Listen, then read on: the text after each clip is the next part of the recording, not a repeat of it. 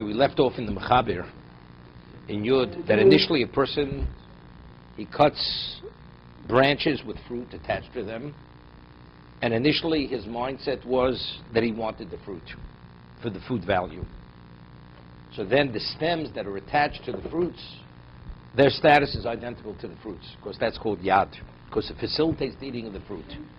Then he had a change of mind that he's not going to eat the fruit.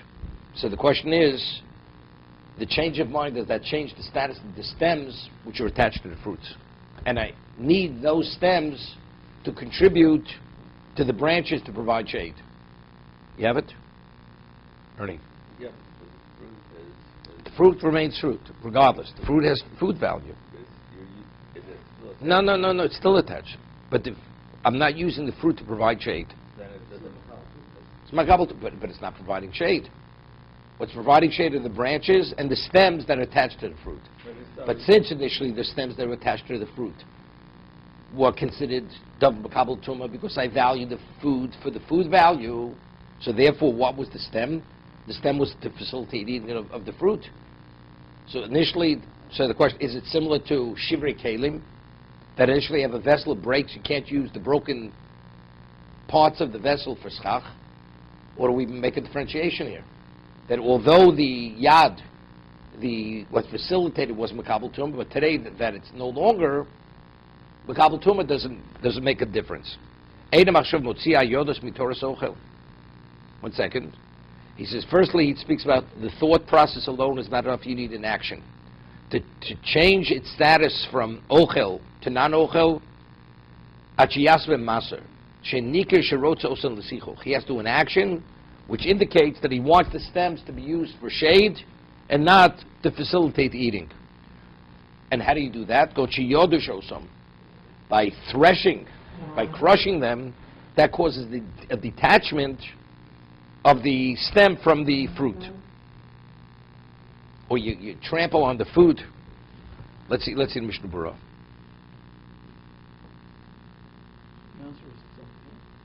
It's not okay without an action, but we have to differentiate. But originally it was makabel tumah, right? So if originally it was a separate for tumah, why is it any different than shivrei kelim? Right? Okay, we'll have to see. No, so we said something how we could differentiate. A broken vessel, or something that's a vessel, and you have the pieces of broken vessel, you could identify the broken parts of the vessel with the original vessel. Now, what determines whether the stem contaminates or doesn't contaminate? It's the mindset.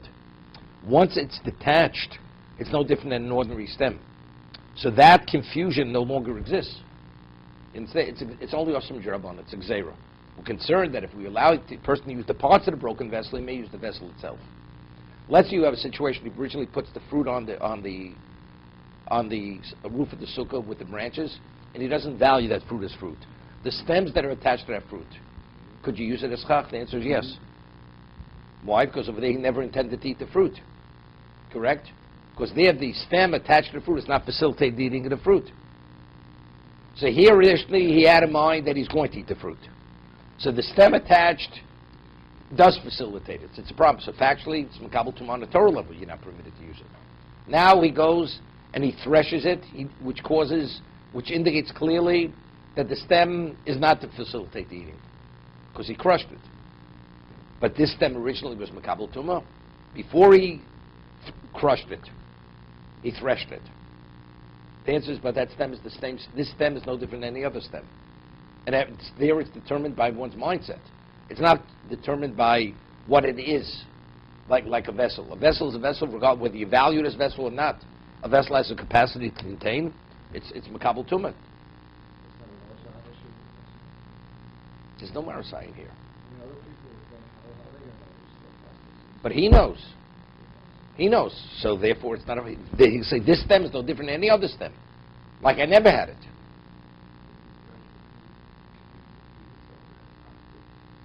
No. Fruit, first of the fruit is still edible.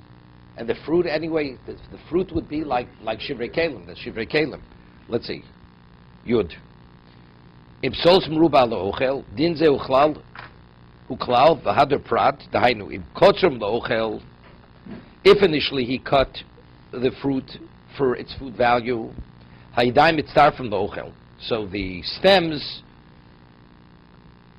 are seen as the food. But if it initially was cut for schach, so then the stems contribute to the non-essential. If it's cut for eating, then the non-essential, the stem contributes to the fruit. Otherwise, it contributes to the schach. Right? Depends what the mindset is.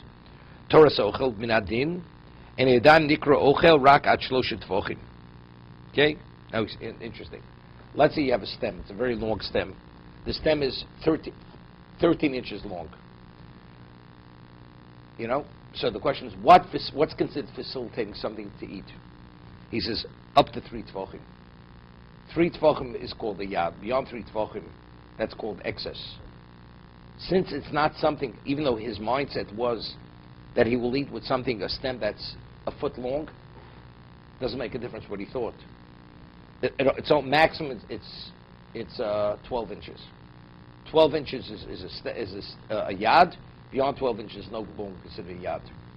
Aval neshe yesh yodos from misarbes lochel al pishak dos harbe. He says it depends on the fruit, but since you do find therefore you shouldn't use wheat with its chaff until it's been threshed, detached. Because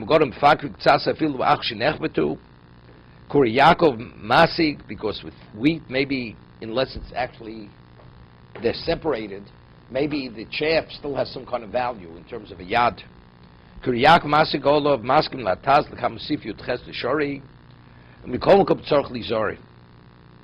He says, nevertheless, you have to be careful, even though the wheat has been threshed.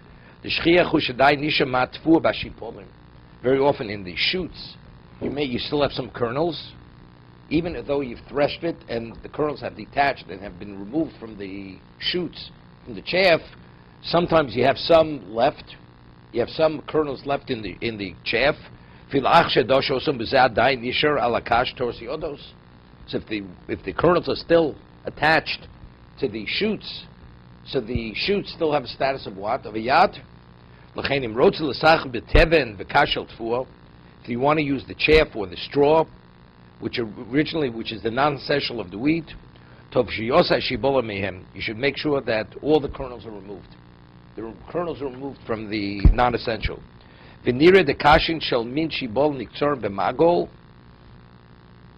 says, what about if you have sheaves that are cut with a sickle?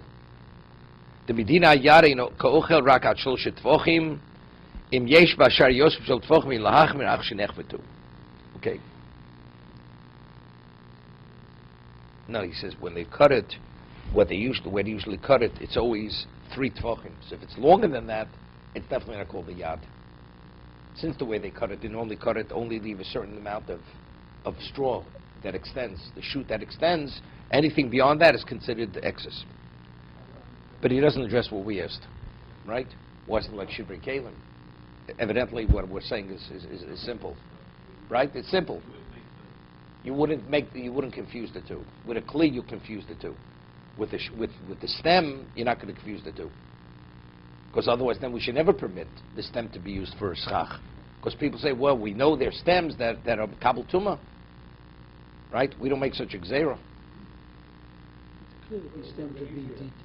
They're detached. Now they're detached.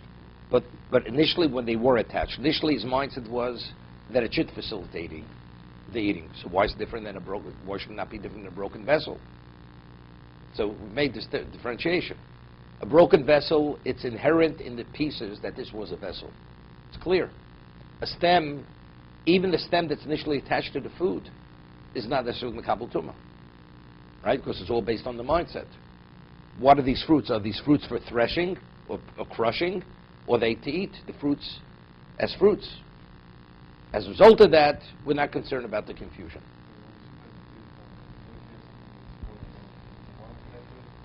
The additional tefa. No. The additional.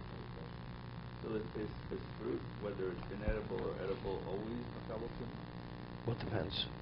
So, Well, once a fruit becomes an edible, it's not makabel tumah. Sorry? Once fruit becomes, see, a fruit item, although it's no longer edible, but it's obvious the fruit was a fruit. Yeah. A stem, even initially was a stem, it's not makabel tumah. There it's based on your mindset initially whether it's susceptible for tumah. So let's say that some bushes have like poison berries on it, and you put that on top of it. Is that, does those... Poison berries are not a food item. You can even use the berries for schach. Right, because even though they're fruit, but you can't eat them. That's not called a food item. It has to be a food It's item. a food item. It's called fruit, right?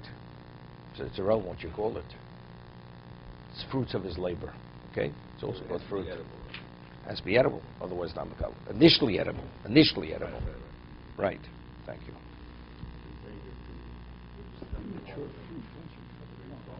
But you see, it's clear. It's not simple. Which case, some situations, the stems are longer, and it'll be makabel tumah. He's speaking specifically by wheat.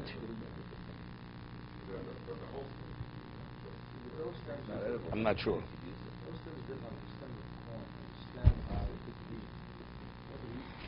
No, you don't have to eat the stem, but it's use it. No, you don't eat that either.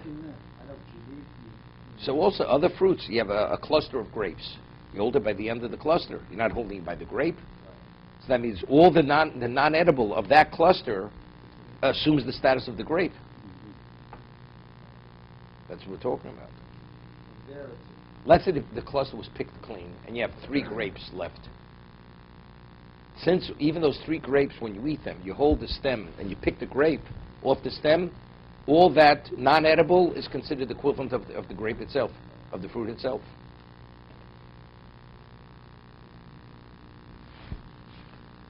Just let's go a little bit. Mesachin befinogo. I think this Anikra Ba'arvi Shumar. I think it's fenugreek. Finago. It's called Greek. Greek. It's a finicky Greek. What was fenugreek? Type of. Okay. Hanikra Ba'arvi Shumar. In Arabic, it's called Shumar. Umachol behemo. It's considered animal fodder. It's only people only eat it for medicinal reasons. Well, we'll see. That's evidently because it's not considered edible. It's only taken as a medicine, so that's not it's not called roy lachilo. What? The what? Only animal people ate.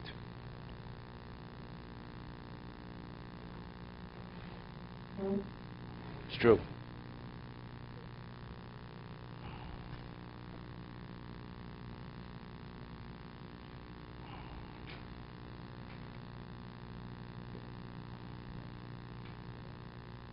There's no Mishna Berura on this. Okay, stop here.